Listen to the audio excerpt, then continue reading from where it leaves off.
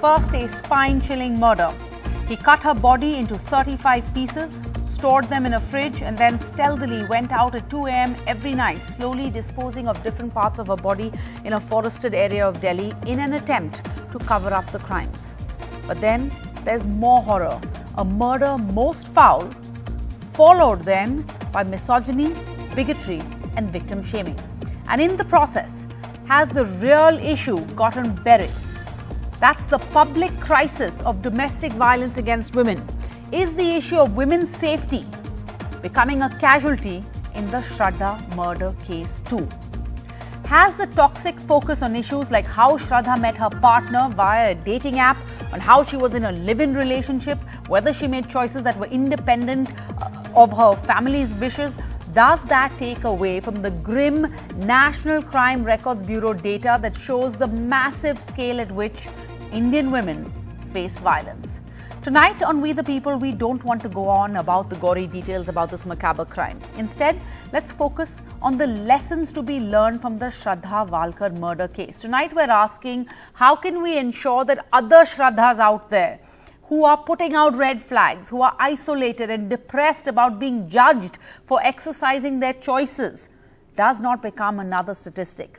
Violence against women is an ugly reality. Let's not pretend it doesn't exist. Instead, how can we create an ecosystem that will support girls to leave toxic relationships before it's too late? My first guest on We the People tonight, we have Nishtha Satyam, Chief of Mission at the UN Women in Timor-Leste right now, and Kavita Krishna, a women's rights activist. Nishtha, domestic violence intensified during the pandemic. The UN Women even gave it a name, shadow pandemic. But somehow there is an insinuation here that Shraddha is, an exception. I mean, this is the one-off, odd, really macabre, crazy case, and she brought it all on herself. Absolutely, and that's probably that is equally disheartening as much as the crime is. I think it's absolutely ridiculous that we don't recognize that this is the greatest tragedy of our times. It is the most pervasive form of violence against humanity. It cuts across all forms, and we also know that 93% of violence against women is intimate partner violence. It is by those who we trust, who we let into our circle of trust. So either by statistic or by details, this is really no exception. I think women across the world, particularly in COVID, and even in this case, we see what happens when systems of communication, reaching out to others actually break down, how isolation actually works. This is a case of the typical anatomy of domestic violence. And therefore, by any scan, this is really not an exception. And it's heartbreaking, but I know both anecdotally from the experience of work and from statistic itself that there are many more Shraddhas in the world right now as we speak who continue to suffer. And I think that is really the most worrying part of the conversation today. And they continue to suffer because perhaps we're focusing on the wrong issues. One of the bogeys being raised here is the fact that, Ankita met this partner on an online dating site, as opposed to the conventional manner where, your parents introduce someone, etc., etc. I want to bring in Ankita Chawla here. She is a content creator, a marketing consultant. Ankita, you're part of young India, crores of whom are on dating sites right now. What are your thoughts about this? Because dating apps suddenly, people on it looked at strangely, perhaps being vilified for it. I mean, do you think that you go out on a dating site and you expect to be butchered by a madman? Or could that happen anywhere? I wouldn't like to give the idea that being butchered by a madman is definitely a direct result of being on a dating app, because that's the last thing a girl would imagine when she downloads an app, to actually find someone she can have a decent conversation with.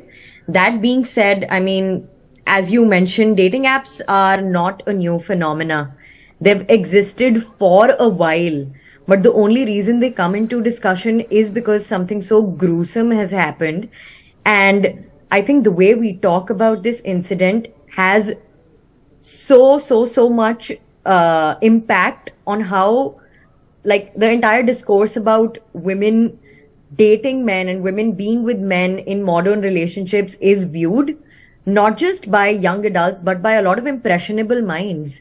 When you have politicians actually placing the blame of being in a live-in relationships or being in a live-in relationship and saying that educated girls these days often get into live-in relationships without any legal registration. All right. And, Let's play up that. Go ahead, Ankita. Yeah, I'll just wrap this up. And should be aware of such consequences. I do feel it's a little unfair to place the entire blame of such consequences on just one gender. Well, actually, these politicians, what they're doing is abdicating responsibility for tackling a serious crisis that we have in the country. Because you have the Assam Chief Minister who's also made these obnoxious statements, and Assam is a state that is among the top 5 states in India when it comes to violence against women. But instead of handling that problem and seeking to address that problem, it is easier to then make it about different bogies like live-in relationships and online dating, etc. Okay, Ankita says online dating has been around for a long time. Arun Mishra, please come in over here. You're the CEO and founder of Grislier. It's a mobile app development team, dating apps, etc. You make all of this. One had thought at one point of time, they've been around for a long time and they are growing. Is that not correct? Thousands daily are joining dating apps, downloading these dating apps, choosing to try and meet someone on these dating apps. And over the past week, though, the growing popularity of dating apps have been vilified. It's been blamed for everything from the cause of youth unemployment to moral apathy of Indian youth, though crores and crores of young men and women are using dating sites like Bumble, the dating app through which Shraddha and Aftab met. Is there a generational divide here? Yes, so thanks for having me, Shraddha. And like you said, everyone is using dating apps these days. And during pandemic, during COVID, 3 billion right swipe happened in one day on Tinder. So we cannot just say that we should stop it. We cannot stop it. We have to accept it. And when you talked about the generational divide, let me tell you, people up to 30 are actually using apps like Bumble and Tinder. But between 30 to 65 years of age, people are using something like Match.com. And even above 65, people are using something like eHarmony and other religious matchmaking sites. So you cannot just say that it's just a phenomenon of young people. It's like finding new people. It's the way to find new people on internet. And everyone is using it. We can blame dating apps for this kind of gruesome murder, and politicians and it is just as safe or unsafe as it is meeting someone in a coffee shop or meeting someone via your parents, etc. Is that correct? Yes. Let me tell you give you one statistics. 54% of the match that happened on Tinder or any other dating app is successful these days, according to one survey, and 14% people meeting on these dating apps are actually getting married. So we cannot just say that this is dating apps are responsible for these kind of murder, this kind of attacks on women. This can happen anywhere, whether they are meeting online, whether they are meeting in coffee shop, whether they are meeting through their parents. We have seen cases happen when these are meeting through their families actually, and even in regular marriages, when marriages are not happening as per their ways, when marriages are happening as per their parents' ways, even then these kind of things happen. So we cannot just blame these dating apps. Everyone is using it. Everyone Absolutely. Look, you have the National Crime Records Bureau that says there have been about 6,500 women killed in dowry-related deaths the last year alone. Okay, does that mean dowry deaths are not live-in deaths? Dowry deaths, probably many of them are arranged marriages. Dowry deaths are probably within the same community and within the same caste. They're not inter-religious marriages like in this case. So one cannot just blanket say that this is a problem. Okay, the other bogey, of course, is live-in relationships. Rohita Naraharisetti, associate editor at the Swaddle, joins us. In regard to live-in relationships, the law is clear, Rohita, but I mean, you may not approve. Whether or not you approve, that's different. But the law is clear. Live-in relationships is not an offense. It is not a crime. Absolutely, yeah. And the law is clear. And I think I would say that the problem is the idea of societal acceptance. The fact that we talk about live-in relationships in this framing. And as you rightly pointed out, the NCRB stats are clear. Within marriages, there are women who are dying every single day. even this year, there have been a lot of grisly cases where men have killed their wives over very trivial issues. And so all of this points out that women are killed irrespective of what they do. They could be conforming to all the institutions and norms, all the societally accepted norms, but they could be killed as wives. They could be killed as young women seeking education and killed by stalkers, as we saw happening in Chennai last month. And they could be killed by partners that they met through dating apps. But the way it's been reported is the focus is overwhelmingly on live-in relationships as a sensational cautionary tale. We never point to the institution of marriage as being fatal for women, but we say that about live-in relationships because it points to an anxiety about women's sexuality, women's honor. There's a protectionist attitude at play in this narrative. So there's a lot of focal points that should not have become focal points in the way that this case is being spoken about. The fact that she did not obey her parents, that she was in a live-in relationship and she met someone through a dating app. All of this is not part of the norm of what women are supposed to do. And yet even the women who do what they're supposed to do are killed in very horrific ways. So and that's not the other bogey, of course, is the whole communal bogey. Kavita Krishnan, the Assam Chief Minister, other ministers have all talked about this issue, saying that, you know, she married somebody out of her religion, she went against her parents' wishes, as if to say that this would not have happened, or it doesn't happen in relationships where the partner has been picked by your parents, where the partner is from the same caste, the same community, etc. See, I think that these statements that are coming out, they're coming out from very senior leaders in this government, and they are not random statements. So in fact, while they are very detestable statements, we should acknowledge what they mean. What does that mean? It means that you have a government, you have people in power who are using an incident of domestic violence and killing as fodder for their disgusting campaign, which is as communal, as anti-Muslim, as it is anti-women. Because essentially their hatred for Muslims is in competition with and on par with their hatred for women's freedom and women's dignity. You can see very clearly that these are not people, and these are not just the only two. So Kaushal Kishore, Giriraj Singh, as well as the Himanta Bishwa Sarma, this Kapil Mishra of Delhi, so many of these people, even the Aam Aadmi Party leader Naresh Balyan, by the way, made this kind of a tweet, essentially implying that Aftab equals terrorism or whatever it is. See, this the point is that around the same time as Aftab, in the same month of November, you have had so many instances of men killing their intimate partner in Delhi itself. And outside Delhi, if you count, then it's much more. And those include instances where Hindu men named Rahul and Rohit have killed Muslim women named Salma or Gulshana or whatever it is. So this is clearly not about religion, and that's completely apparent. But you see, I think that there is a larger problem. Of course, there is this political wish to essentially make all this fodder for a communal narrative, that's there.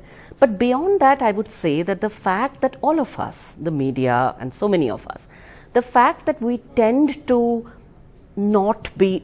say that the shocking part is the butchering of the body after it was killed.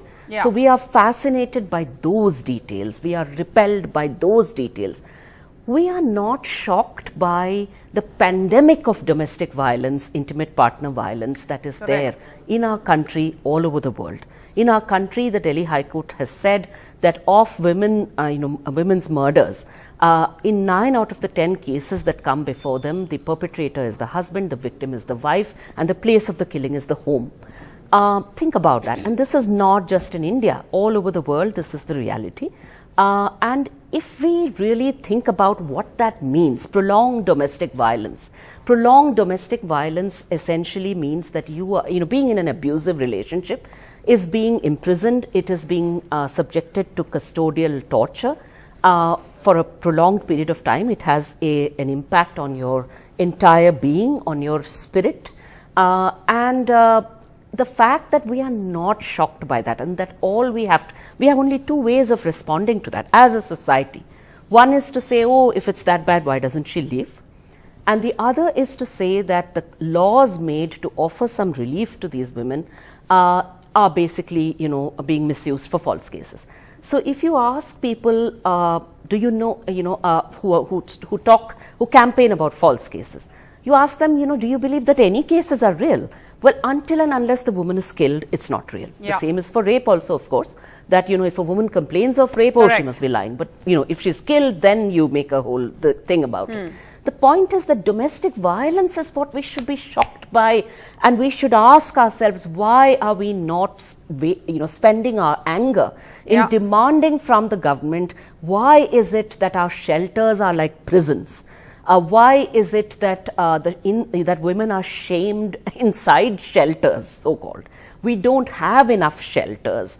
We don't have, a way we in didn't which have an ecosystem that made it possible for her to break out of this horrific circle and cycle of violence that she was in. Yes. Because she did try. She definitely put out the red flags. Women she tried always to reach try. out, but she was just completely isolated. And that is what we need to focus on right now. Not all of these bogies, especially the communal bogie that our politicians are trying to raise in an election season.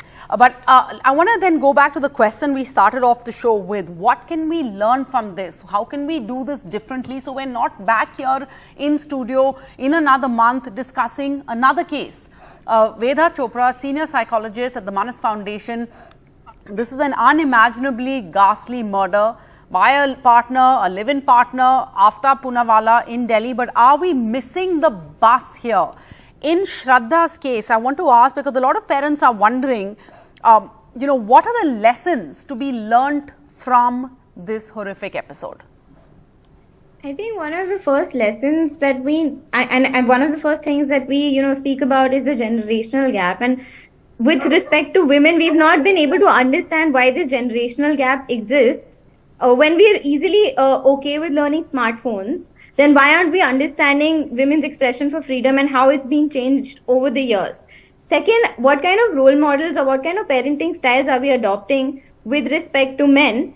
Because, whenever there's violence against women, somehow the gender that we focus on becomes women. Why aren't we focusing on the other gender and conversations with that other gender, that why was such an act perpetrated? And the second thing is, we need to understand as a society, not just societal role models, but how severe adverse life experiences can lead to unprocessed trauma and can lead to all of these things. We focused on so many things apart from mental illness, apart from mental health, apart from how do we sort of do a societal reformation of how men are raised, what are their thinking styles, what are the ideologies that they're following, what are the value and belief systems that are imparted to them. And to stop this, we need to start having and engaging conversations with men about safety for women. And the gender that we focus on is completely wrong. We're saying, why did Shraddha express her freedom? We should ask, what led Aftab to kill her? Actually, I think that's a very valid point. We know so much about Shraddha, how she was away from her family. We have not checked till now. What about Aftab's family? What has Aftab's family said about him? What are the turns and wrongs that he has taken in his life so much? I think that's a very valid point. But Nishtha, I want to go back to you and Kavita. What can we learn from this? What do we need to do differently? I think what was the most depressing is that this young woman was so isolated. Her family, she had sullied the family name perhaps by doing something that they didn't approve of. In the end, she was incommunicado in another city for months, unable to address this issue of intimate partner violence because she was possibly shamed that somebody would say, I told you so. And so in the end, she had nowhere to go. Absolutely. I think it's all been said. I think what we need to realize is the need for investment to understand the drivers of violence. Again, it also goes back to the kind of reporting that we're facing. We know so much about Shraddha, but we know so little about Aftab. Yes. What happened? What was his childhood? What went wrong? Who are his parents? This is not about shaming, but this is about an investigation that helps us to understand the drivers of violence. Two, we need to understand by now that there is an established anatomy of domestic violence. A murder doesn't happen overnight. These are crimes that happen on an everyday basis, and we must not normalize violence in its most in any form across any kind of space. And it's for that it's important that we talk about these things every single day. That this is not about a gruesome murder, this is not about a chilling murder, but this is about something that plagues humanity. A pandemic, right? And really the oldest surviving pandemic in the world. Domestic violence is really the oldest surviving derivative of patriarchy. It is the oldest violation of humanity and women, and the most fundamental violations of any kinds of rights. What we also need to know is ecosystem support is absolutely critical. Yes, shelters. Would she have walked into a shelter? Maybe yes, maybe not. What would have been absolutely important is people around to be aware, and for people to not always treat domestic violence as a private issue. The sacrosanctness that we build around relationships, particularly, and you see the aspiration for marriage here. I think it starts by how we groom our children, what we aspire them, what we groom them for. Yeah. So again, another important point: when someone reaches out, when someone gives you a sign that things are not going well, one, don't treat it like a private matter. It's not a private matter. It's a social matter that we all need to be a part of to fix. And two, don't be judgmental, because judgmental attitudes leads to a fear of social stigma, and that prevents girls from reporting violence against them, and then you can't break out of a relationship that is violence, that also empowers the aggressor in this case. Kavita Krishnan, last word to you on this. What are the learning lessons? What do we need to do as a society? What can we learn? What can we take away from this to ensure that this doesn't happen again? Well, I think that if you're feeling angry about this, and I hope that many people are, I think that anger should be nurtured, but we should think about where to direct that anger.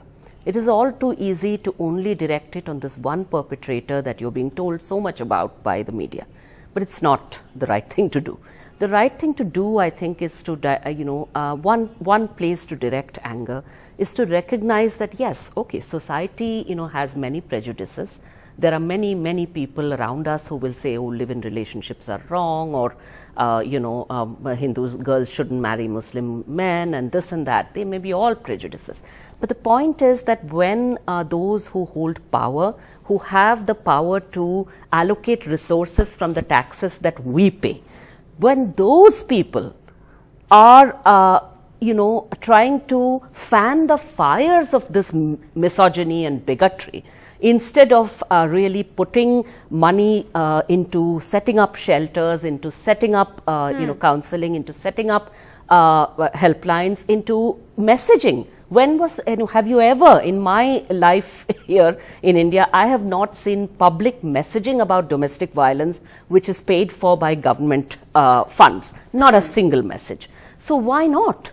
Why is it that there are no guidelines about how to respond? Why is it that we are not telling people how to deal with a situation if their friends are in this kind of a crisis? Yeah. And of course, the last thing that you see, that the situation in which a woman, instead of, imagine the impact of these comments that are being made by political parties. Yeah. You see, when a person is isolated, you are teaching people now that the isolation was correct, and that the lesson to be learnt is absolutely the wrong one, which is that, just do what your parents tell you. And then at least if you, get beaten up or killed, well, you've just been a good woman. Yeah. What is this? The whole point that parents should not, do this, punish their daughter for her independence. That is the lesson. Okay. So let's quickly, last word then, Ankita Chawla, as representative of the youth.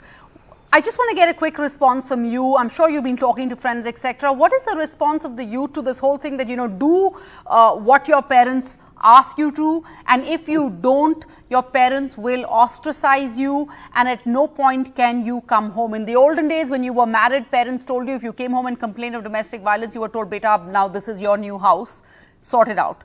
Is that changing at all? I do feel it's still not so much about seeking your parents' approval as much as much as it's about the conversations we have with each other, which is majorly about why aren't we talking about that any one of us could be a Shraddha tomorrow, but nobody talks about the fact that there could be an Aftab in the building, in the making, somewhere around us, and the focus is not on them. It's always the focus on the Shraddha having to take extra precaution, but not for the Aftabs to be identified in the making. And I do feel if any parent is watching this, I hope they keep a stronger eye on not just their daughters, but also the sons that they're raising. And because at the end of the day, if both consenting adults use a dating app, both of them are equally responsible of the decisions they take. The dating app is not at fault. Correct. It's the same thing as blaming WhatsApp for facilitating communication. But the app is only a code. At the end of the day, it's the decisions two consenting adults make. And if one of them overpowers the other and leads to a murder of someone, the narrative needs to be as such that warns people accordingly and not the victim. All right. Thank you so much, Ankita Chawla, Arun Mishra, Nishtha Satyam, Kavita Krishnan, and Veda Chopra, and Rohita Narahari Sethi. Thank you all for joining us on We the People, where we hope we have gone beyond, just those gory details to look deeper into all of us, our society, and where we lie at fault. Thank you for joining us. Bye-bye.